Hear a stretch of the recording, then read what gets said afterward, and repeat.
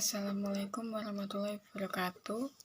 Saya Hayatul Milahika dari kelompok 4 yang beranggotakan Kusniatus Saadah dan Gus Jangkung.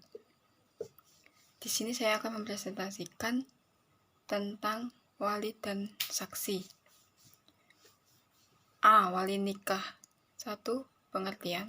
Wali adalah dalam bahasa Arab, al-wali adalah isim fa'il yang masdarnya al-wilayah dan pengertiannya adalah al-sultah, kekuasaan, atau al-qudrah, kemampuan. Wali berarti sahib al-sultah, sahib al-qudrah, artinya mempunyai kekuasaan dan kemampuan. Secara terminologis, wali nikah adalah orang memiliki kekuasaan atau kemampuan untuk menikahkan, yakni bapak kandung wanita, penerima wasiat atau kerabat terdekat, dan seterusnya sesuai urutan asabah wanita tersebut atau orang bijak dari keluarga wanita tersebut atau pemimpin setempat. Secara garis besar, perwalian dibagi menjadi 3 macam, yaitu perwalian terhadap jiwa atau al-walayah ala nafs, yaitu perwalian berkaitan dengan pengawasan terhadap urusan yang berhubungan dengan masalah-masalah keluarga seperti perkawinan, pemeliharaan, pendidikan anak, kesehatan, dan aktivitas anak atau keluarga yang hak pengawasannya berada di tangan ayah, kakek, dan para wali yang lain. B. Perwalian terhadap harta atau al-walayah alal mal, yaitu perwalian yang berhubungan dengan ihwal pengelolaan kekayaan tertentu dalam hal pengembangan, pemeliharaan, atau pengawasan dan pembelanjaan. C. Perwalian terhadap jiwa dan harta atau al-walayah ala nafsi wal mali ma'an, yaitu perwalian meliputi urusan-urusan pribadi dan harta kekayaan. Kekuasaan ini hanya berada di tangan ayah dan kakek. 2. Dasar hukum wali dalam pernikahan. Menurut jumhur ulama, keberadaan wali dalam sebuah pernikahan didasarkan pada sejumlah nas Al-Quran dan hadis. Nas Al-Quran yang digunakan sebagai dalil adanya wali dalam pernikahan diantaranya adalah surat Al-Baqarah ayat 232. 3. Kedudukan wali nikah menurut mazhab. Jumhur ulama Imam Syafi'i dan Imam Malik, mereka berpendapat bahwa wali merupakan salah satu rukun perkawinan dan tak ada perkawinan kalau tak ada wali. Dalam dalil Al-Quran, yaitu surat An-Nur ayat 3. Sekian dari saya, akan dilanjutkan oleh teman saya, yaitu Gus Jangkung. Terima kasih. Wassalamualaikum warahmatullahi wabarakatuh. Wali nikah. Adapun syarat-syarat untuk menjadi wali nikah sebagai berikut: 1. Islam, 2. Berakal sehat, 3. Laki-laki, 4. Merdeka, 5. Adil, dan 6. Tidak sedang melakukan ibadah haji mau umroh. Macam-macam wali nikah ada beberapa, yaitu 1. Wali nasab adalah wali yang memiliki hubungan kekeluargaan dengan perempuan yang akan menikah. Dan wali nasab bagi menjadi 2, yaitu wali akrab dan wali am'at. Dan wali akrab adalah wali yang dekat seperti ayah dan kakeknya. Dan wali am'at bisa disebut dengan wali jauh, yaitu wali yang bergaris keturunan atau kerabat yang selain dari ayah, kakek, dan saudara-saudaranya. Adapun pembedaan wali akrab pada wali am'at adalah sebagai berikut: 1. Apabila wali akrab non-muslim, fasik, belum dewasa, gila, dan bisu atau tuli. Urutan wali nikah antara lain ayah, kakek, saudara laki-laki kandung, dan saudara laki-laki ayah. Dan tidak ada dari antara tersebut bisa digantikan dengan wali hakim atau orang lain yang berikan amanah. Sekian.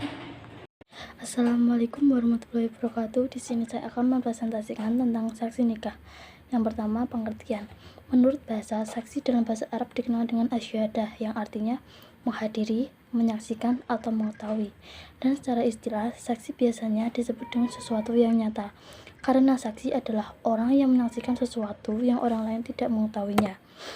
Dalam kamus istilah fikih, saksi adalah orang atau orang-orang yang mengemukakan keterangan untuk menetapkan hak atas orang lain.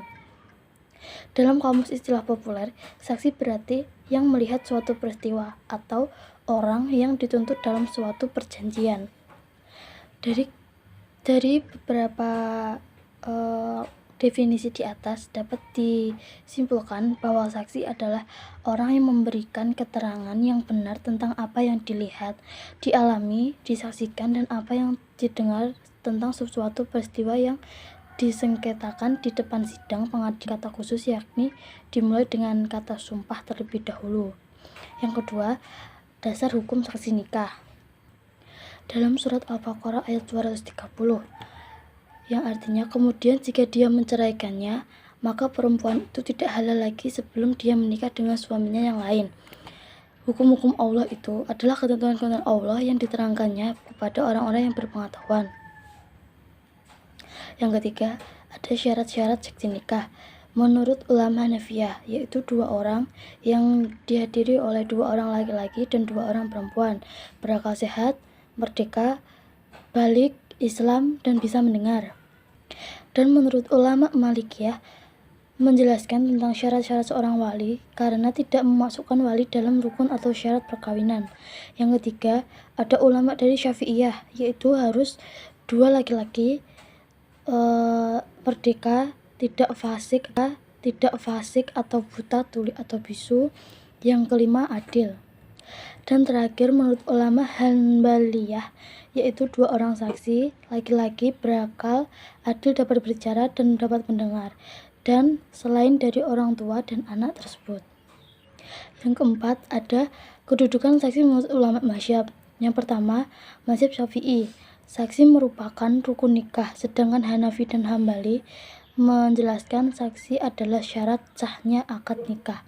Yang kedua, ada mazhab Maliki, yaitu saksi adalah syarat diperbolehkannya suami istri melakukan hubungan seksual, bukan syarat sahnya nikah.